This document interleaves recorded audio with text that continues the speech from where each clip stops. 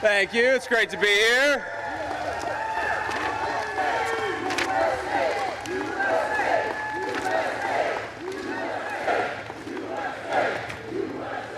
How are we doing, Milwaukee? There we go. So, we had an event earlier today. Please take a seat. Take a seat. We had an event earlier today at the Pfister Hotel in downtown Milwaukee. Beautiful place.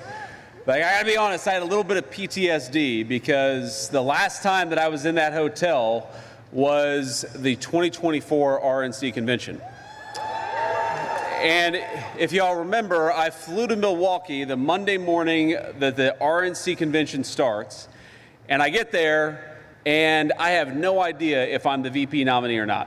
So I get to my hotel, which is not the Pfister, it's at the other hotel for the RNC convention, and I get a phone call. Actually, it was a text message from Susie Wiles, who was the campaign manager in 2024, and the text message says, JD, you just missed a very important phone call. I'm like, oh no. So I call the President of the United States and I say, sir, I hear I missed an important phone call. And he said, JD, you did miss a very important phone call, and now I'm gonna have to pick somebody else. And like, you know, my entire body clenches up. I'm like, is this real? And then at the same time, my 7-year-old, who's now 9, but at the time, my 7-year-old boy is talking to me about Pokemon cards. So I'm trying to talk to the President of the United States about becoming the vice presidential nominee. And meanwhile, my 7-year-old is talking to me about Charmander cards, and I have no idea what's going on. But so walking through the Pfister Hotel, I've got this like moment of remembrance of the moment where I almost missed the president's phone call.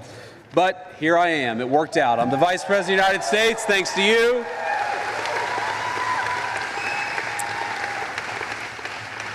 So we're here to talk about fraud. We're here to talk about protecting your taxpayer money, and most importantly, we're here to talk about protecting the programs that exist that are funded by the generosity of the people in this room and that ought go to the people they're meant for and not to make fraudsters rich. It's a very, very simple principle.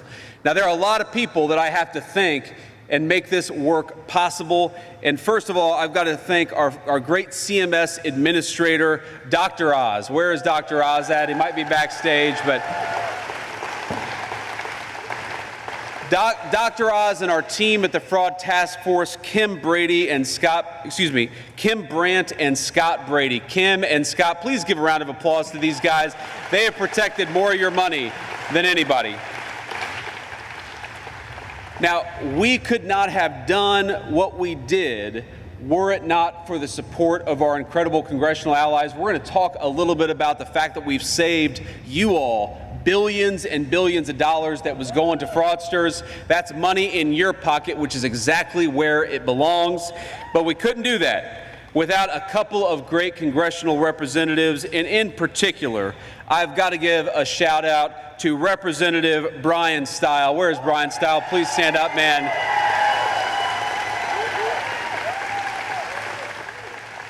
He has been a phenomenal champion for the state of Wisconsin. He has taken the fraud issue more seriously than anybody. So Brian, thank you so much for what you're doing. I've also got to give a shout out to our great representative, Derek Van Orden. Derek, please stand up. Thank you for everything that you're doing.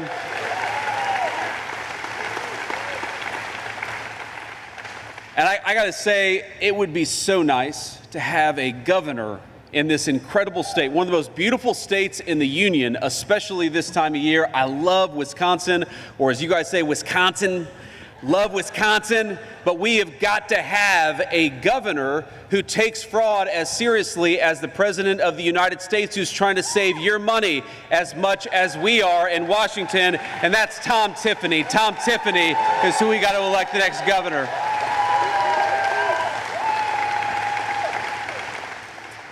And I also want to give a shout out to Representative Glenn Grothman. Where is Glenn at? Glenn, thank you for everything that you're doing. God bless you.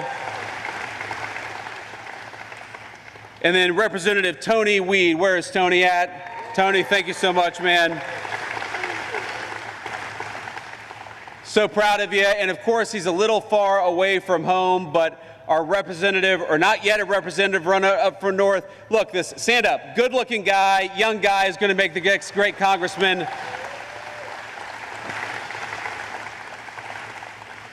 So here's the crazy thing.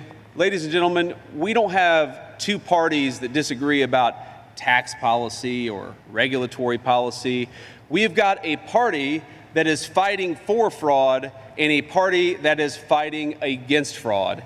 And I don't know about you, but how about we give more authority, more power, and more influence to the party that is trying to save your money and send the fraudsters to prison? That's all we're trying to do. Now, let me talk about a few of the things that we've been accomplishing here. So the very day after the State of the Union address, where the president makes me the leader of the anti-fraud task force, what we do is we go about the business of stopping these companies that are set up to provide durable medical equipment. You know, this is hospital beds, oxygen tanks, things like that, things that the American people need, and the Medicare program exists to ensure that our seniors have access to. Now, what happens, though, is that there are people setting up these programs, setting up companies that sell durable medical equipment, and they're not selling a single product, but they are billing for lots of product. Billions and billions of dollars was being billed to you, was being billed to the program that exists to ensure that our seniors have health care. And you know what that means. Number one, the fraudsters were getting rich, but number two, our seniors who desperately needed those resources, who needed the hospital beds and the oxygen tanks, they weren't getting them because the fraudsters were getting rich off the generosity of the American taxpayer. So you know what we did? We came in and we said, we are not sanctioning a single one of these companies to defraud the American people. If you say that you're going to provide medical equipment to our seniors, we're going to confirm that you're actually delivering product before we pay a single one of those bills, and we save billions of dollars. And you know what happened is we had great support from Brian Stile and Derek Van Orden and all of the other great congressional representatives to keep that money out of the hands of fraudsters to ensure that it went to the seniors who needed it. And you know what happened? Not a single congressional Democrat stood up and said, we are going to fight back against fraud. And that's the problem with modern congressional Democrats. You know, I was raised by blue-collar Democrats. They were Christian, patriotic people, union steel workers who loved the United States of America. But my mama and papa, the people who raised me, they supported Democrats because they felt like the Democrats of 20, 30, 40 years ago had better policy. Now, you may agree or disagree with that, but today, this is not about better or worse policy. This is about who is supporting the fraudsters and who's supporting you. And I know, beyond a shadow of a doubt, that if Mama and Papa were alive today, they would not recognize the modern Democratic Party in 2026. They would not recognize a party that tries to send your money to illegal aliens instead of our hardworking seniors who earned those benefits and ought to have access to them. They would not recognize a party that raises your taxes so that we can give more money to the fraudsters, and they would not recognize a party that rewards the fraudsters rather than sending them to prison. So I ask you a very simple question. When you come to vote in November, are you going to vote for the pro-fraud party? Are you going to vote for the party who is sending your tax money to the fraudsters? No, we're going to support the party that is sending the fraudsters to jail and is protecting your money. We're going to vote for Derek Van Orden and for Brian Stile.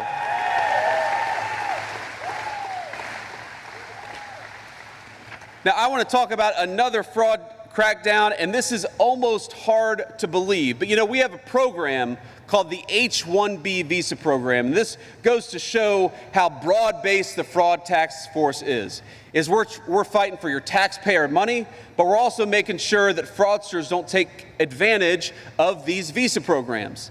Now, why does this program exist? This is a visa program that was set up to ensure that if you were a brilliant technology person or a brilliant scientist or a brilliant doctor, you could come to the United States and get access to this visa program. But you know what's happening way too much? is that big corporations and fraudsters overseas are using this program to undercut the wages of American workers. So you know what we're doing in the Trump administration? We're saying no more. If you were trying to take advantage of that visa program, you were not allowed in to the United States of America. Today, I'm proud to announce that the Federal Department of Labor has started dozens of subpoenas and investigations into foreign fraudsters who are trying to take advantage of the H-1B visa program. Here's a simple principle, ladies and gentlemen. American jobs ought to go to American workers and not foreign fraudsters, and the Department of Labor is fighting back against it. Now here, I want to talk about something else here. To my right, to your left. This is a program, again, there is so much fraud, or there was so much fraud in the federal government, we're taking it off of the books. But so much fraud, I didn't even know this program existed, okay? So what is allografts? These are the, skin grafts that people get when they get a wound or they get a burn, a very, very important medical procedure, but a medical procedure that was being radically taken advantage of.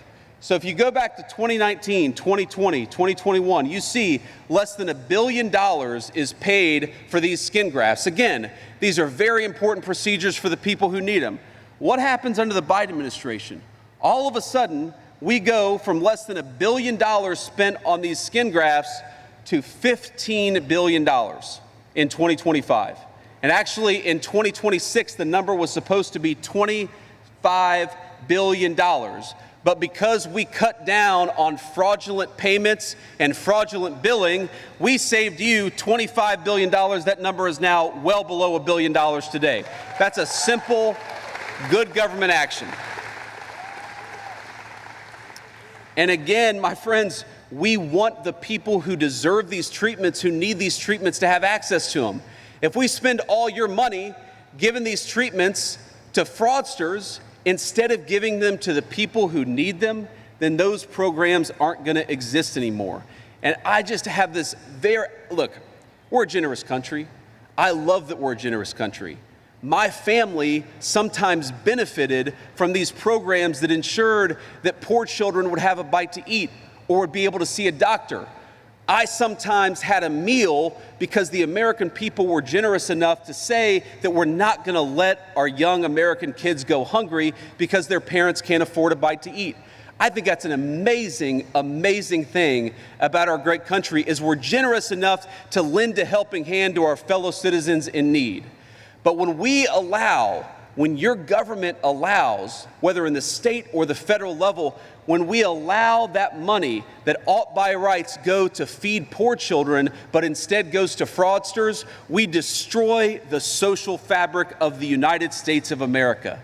So what I take very seriously as your vice president, what Derek Van Orden and Brian Stile take very seriously as your congressional representatives, and what Donald Trump takes seriously as the president of the United States, is this sacred promise that it exists between the government of the United States and its citizens. That when you pay your tax dollars, it goes to the people who need it, not to the fraudsters, which is why we're throwing those fraudsters in prison. It's exactly where they belong.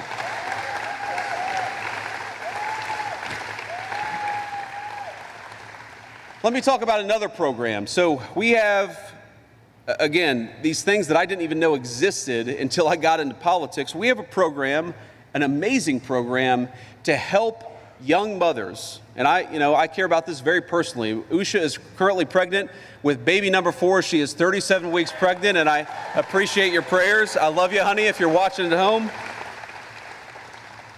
But we have a program to ensure that at-risk moms can get the prenatal care that they need.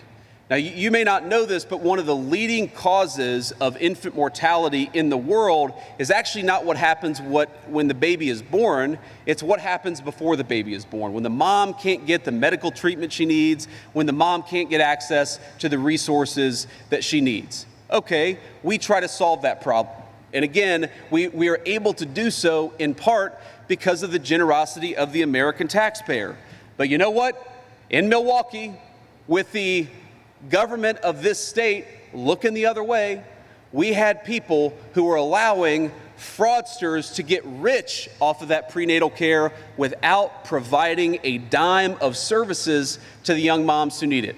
And I want to point to this woman. Now, I want to be clear that the woman in the back did nothing wrong. But look at this woman in the front with the smug look and the Louis Vuitton bag.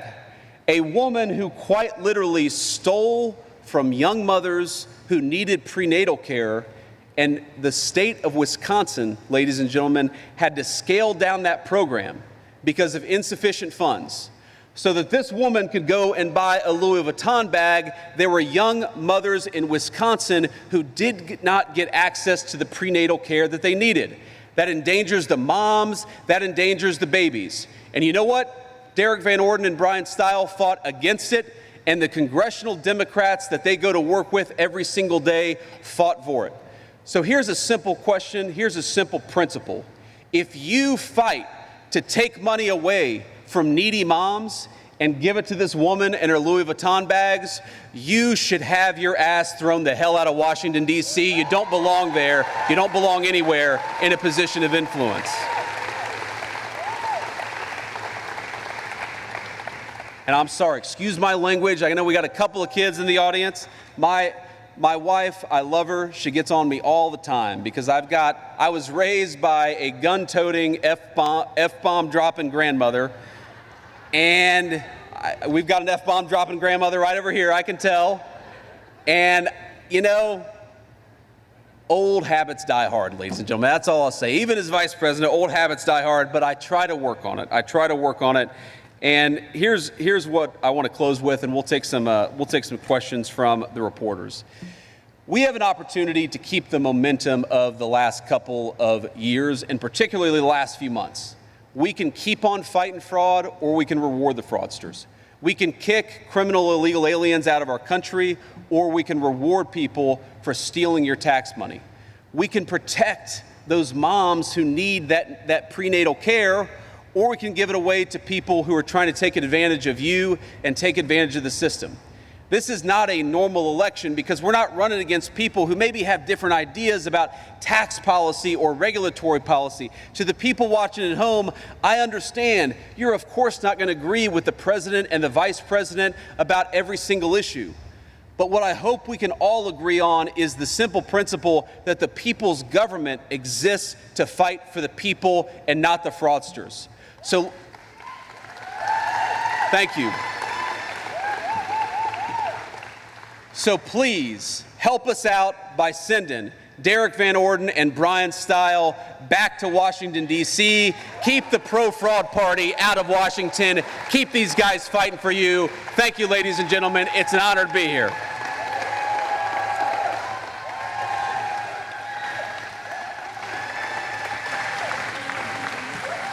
Now,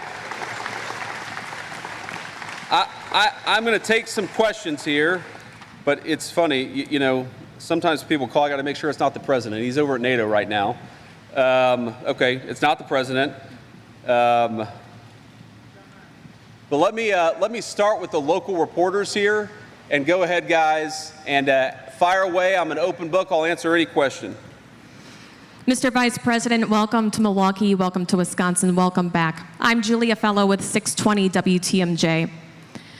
You've been overseas, the president is just coming back from Turkey, memorandum of understanding. We're looking at gas prices, what's going on with the Strait of Hormuz.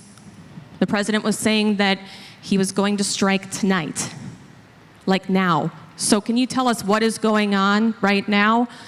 Where are we with the war in Iran?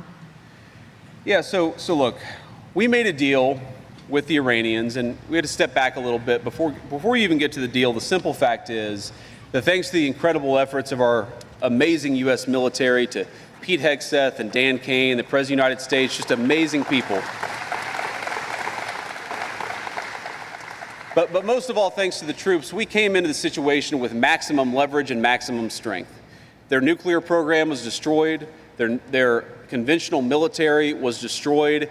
And you've got some people within the Iranian system who are saying, you know what? We want to change our relationship with the United States. We want to turn over a new leaf. And the president said, okay, We will sit down at the table and negotiate and see if the smart people in that system can take over from the crazy people. Well, here's the basic deal that we cut. The basic deal that we cut was, we'll lift our blockade if you stop shooting at ships. But if you shoot at ships, we are going to punch back, and we're going to punch back harder than ever before. That was the deal. They said they would stop shooting at ships, and what happened 24 hours ago? They started shooting at ships again. Now, they were good, they were well behaved for about a week, but then they started shooting at ships. So the deal is very simple. If they shoot at ships, we're going to knock the hell out of them, and it's that simple, and that's the basic way it's going to work.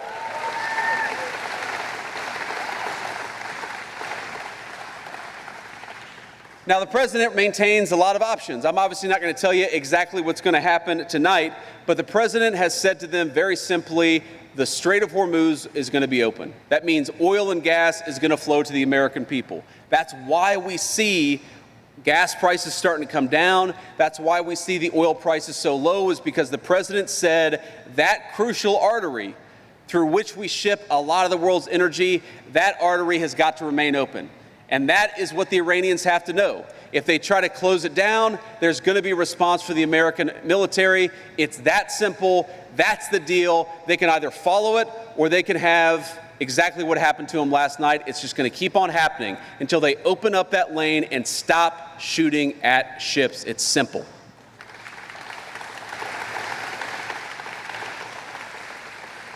Next. Thank you, Mr. Vice President. Matt Smith from WISN TV in Milwaukee. The president has talked about election fraud as well a lot. Just yesterday, Milwaukee's mayor sent your office a letter saying he would love to meet with you and some election officials here in the city after agents started asking questions and interviewing people about 2020 again. So I'm curious, what can you tell us about the FBI investigation here in Milwaukee into 2020, and why are they re-looking at that election here in the city?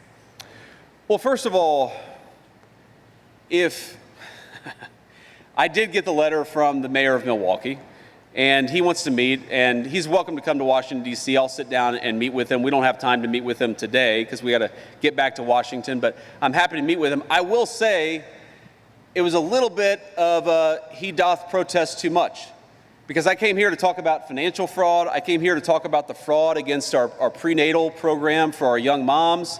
And some guy sends me a letter, the mayor of Milwaukee, and says, we don't do any election fraud, we don't do any election fraud, we don't do any election fraud. And my response to that is, you know what, it kind of reminds me of like a couple weeks ago, I get home to the Naval Observatory, the nicest public housing anywhere in the United States of America, and my 6-year-old greets me, and I love my little boy, but he's a little mischievous, and he gives me a big hug. He says, Daddy, I'm glad you're home. I didn't steal any of the cookies. I said, that's interesting that you volunteered that when I wasn't even talking about that. Well, of course, he stole the cookies. So when I hear a guy protesting out of nowhere, I did not do any election fraud, I did not do any election fraud, it makes me wonder, why is that guy protesting so aggressively? It's a little odd.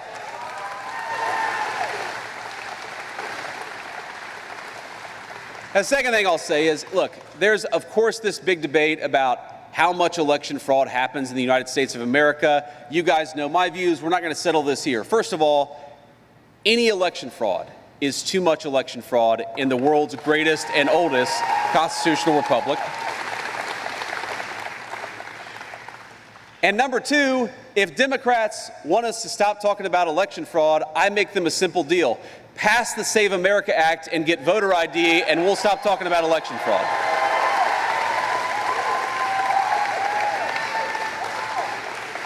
We are the only advanced democracy anywhere in the entire world that doesn't require you to show a voter ID to vote. It's simple. Just give us election integrity laws, give us voter ID, and then we will have the confidence to say to the American people there's no cheating. But when they say, number one, we don't want voter ID, and number two, there's not that much cheating in our elections, it's natural for all of us to say, not much cheating is still way too much cheating, so stop it and give the American people voter ID. Thank you. Next question. Thank you, Mr. Vice President. Vanessa Kelson, Gray Media.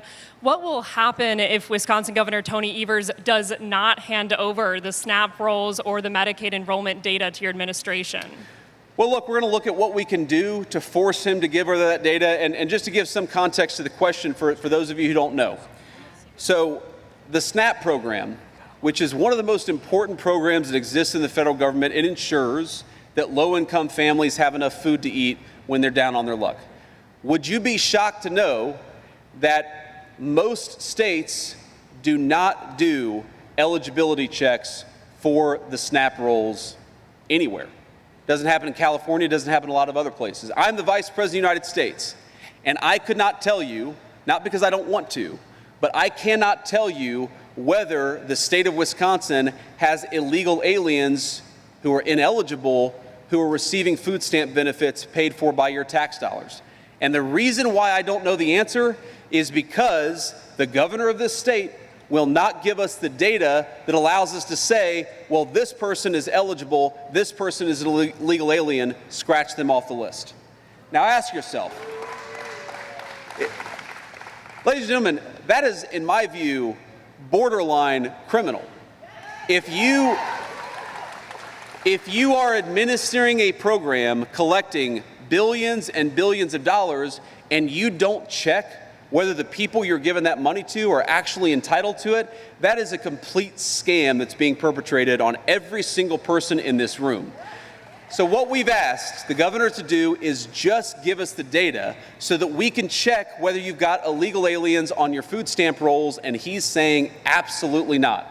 And I think the only plausible explanation for that is that he cares more about protecting illegal aliens than he does the good citizens of Wisconsin. It's a scam, and it has to stop.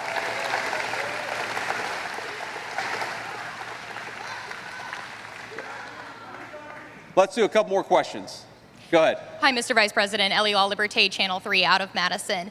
Now, last month, the Wisconsin Department of Justice joined a multi-suit lawsuit against the Trump administration over its implementation of new Medicaid work requirements. Our Attorney General wrote, quote, "The Trump administration is lawlessly trying to restrict access to Medicaid coverage." What's your response?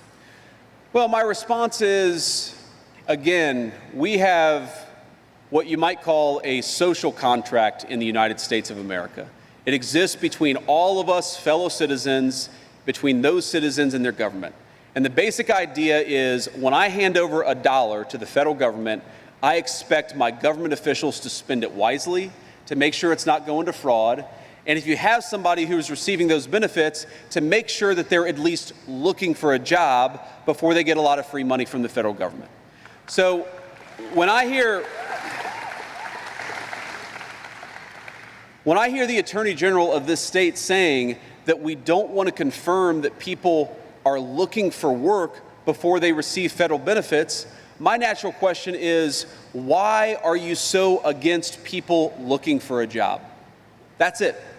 We're not saying that we want anybody to go without medical benefits. What we're saying is that we want you, if you're going to receive these benefits, we want you at least to try to find a job. And I think in the same way that every single person in this room and every single tax-paying citizen of Wisconsin hands their money over to the government, it's totally reasonable for them to expect the beneficiaries of that money to at least be looking for work. That's the contract, and if you violate that contract, you shouldn't get a dime of federal money. Why don't we do one more question? Hi, I'm Mary Spicuzza with Milwaukee Journal-Sentinel newspaper. My coworker and I started investigating prenatal fraud here in Milwaukee almost a decade ago, and we noticed that state officials started investigating, federal officials, federal prosecutors. So two-part question, do you think because all those people came together, is that an example of people working together and doing what they're supposed to do? And what do you do now to make sure that the women and babies who are supposed to be getting help are actually getting help? Yeah, so first of all, the most important way to ensure that the people who deserve the help, who need the help, actually get it, is to cut down on the fraud. Because money doesn't grow on trees, and there are limited resources. This is one of the reasons why I personally care so much about fraud. I want to save every single one of you money, but I also want to ensure that when a young mom goes in to get some prenatal vitamins, and she can't afford them, she's able to get access to them because a fraudster hasn't taken advantage of that program. Part of what we're trying to do is to ensure that these programs exist for the next generation. Look, just take one of the biggest federal programs out there, Social Security. People pay into Social Security for their entire working lives. Every single day, or every 2 weeks, I should say, we get a paycheck, and we see on that paycheck the amount of money that is going to Social Security. I am worried that if we don't stop sending Social Security checks to illegal immigrants, the people who paid into it for their entire lives are never going to have access to that money. That's a scam, and it's totally unacceptable. So the most important thing we can do to ensure those benefits exist for the people who earned them is to make sure that the fraudsters don't get them, that the American people do.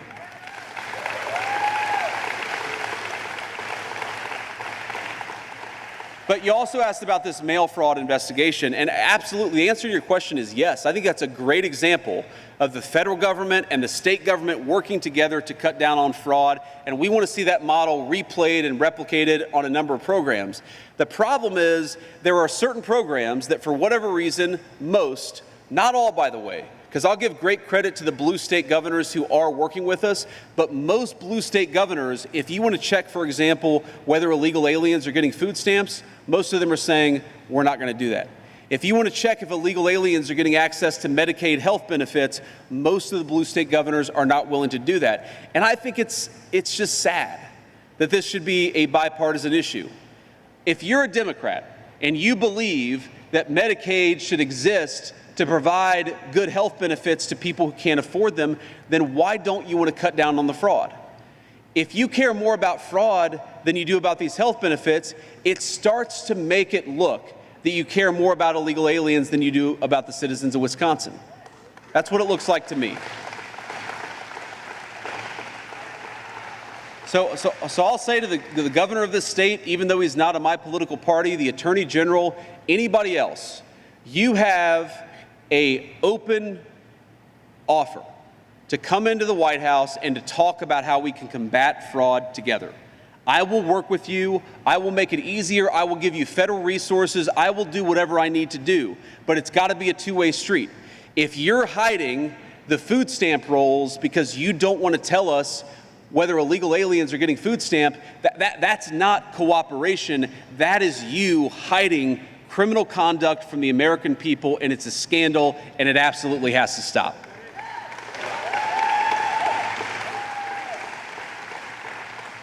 So let me just close here with an observation, and that's that, we're getting into election season, and you all obviously care a lot about politics, and sometimes in election season, it starts to feel a little bit like red team and blue team. People look at the fundraising numbers, they read the media stories, they read the scandals, particularly in Maine, if you're into political scandals. Might I recommend a Google search on Graham Plattner?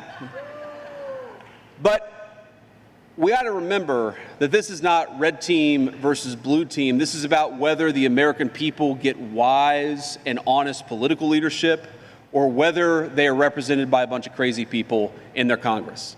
Every 2 years, the American people get to vote on who represents them in the United States Congress and the United States Senate. Every 2 years, we come together as a country and make this determination together.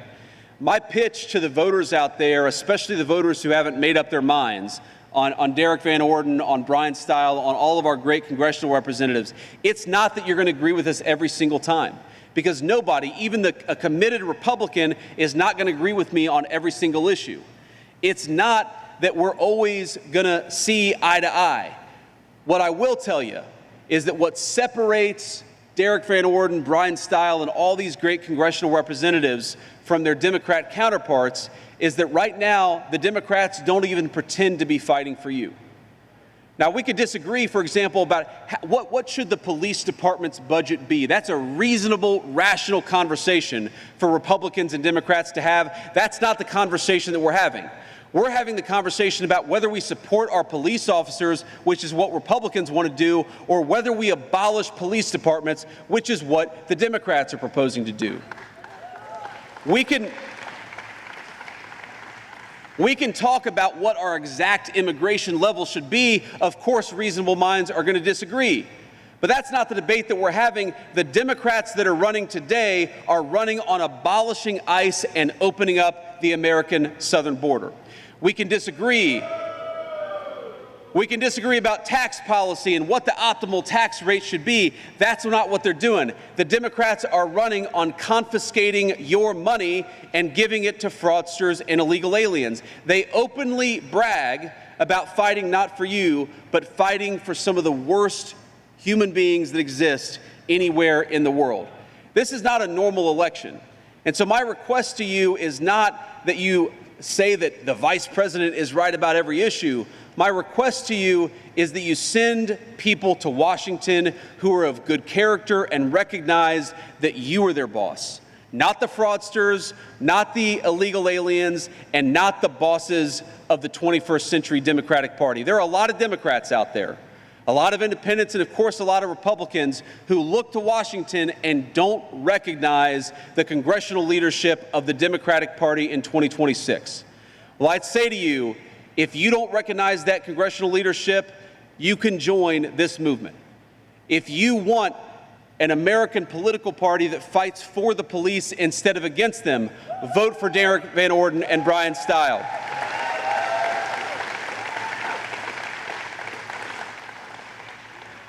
If you want an American political party that cuts your taxes instead of raising your taxes to give it to fraudsters, then you got to support Glenn Grothman and Tony Weed.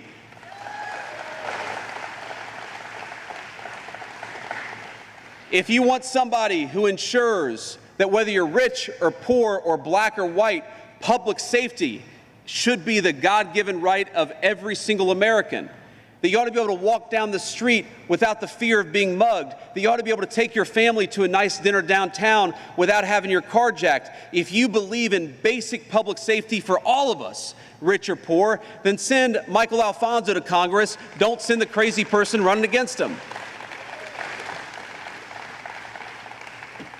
My point is that this is not a normal election of people who disagree about this or that issue. By and large, there are exceptions, of course, but by and large, the Democrats have thrown their lot in with the people who want to abolish the police, who want to open the border and want to give your money to fraudsters instead of moms who need it. Ladies and gentlemen, I have a simple request. When you go to the ballot in November, when you cast your vote, send us people to Washington, D.C. who fight for you, and send the crazy people back home where they belong. God bless you, and thank you for having me here in Milwaukee. If you like this video, then like, share and subscribe to ET Now World.